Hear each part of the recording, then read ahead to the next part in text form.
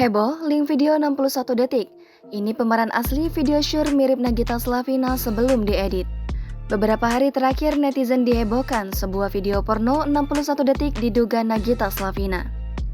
Sebuah video porno 61 detik diduga Nagita Slavina itu kini masih berseliweran di beberapa media sosial seperti Twitter dan TikTok.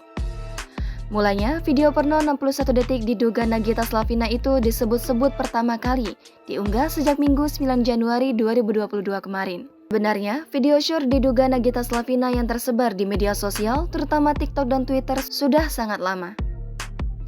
Namun, hingga saat ini masih belum diketahui siapa di balik penyebaran pertama, siapa yang mengedit video tersebut dengan menggunakan wajah Nagita Slavina, serta siapa pemeran asli sebelum diedit.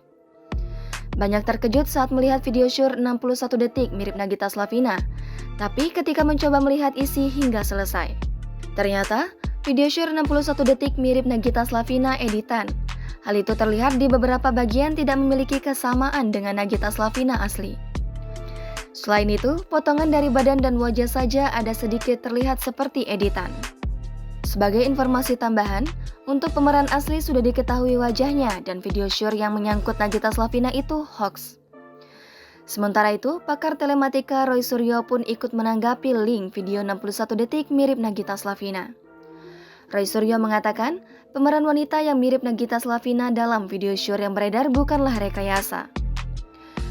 Menurut Roy Suryo, wajah dari pemeran wanita tersebut seringkali muncul di dunia maya. Ia bahkan mengaku tidak sulit untuk menemukan sosok asli dari video Shure 61 detik itu. Roy Suryo juga menyarankan kepada pihak yang dirugikan agar melaporkan pelaku penyebar video tersebut. Apalagi sosok pemilik wajah yang sekilas mirip Nagita Slavina itu sering muncul di media maya. Jangan lupa subscribe, share, komen, dan like ya!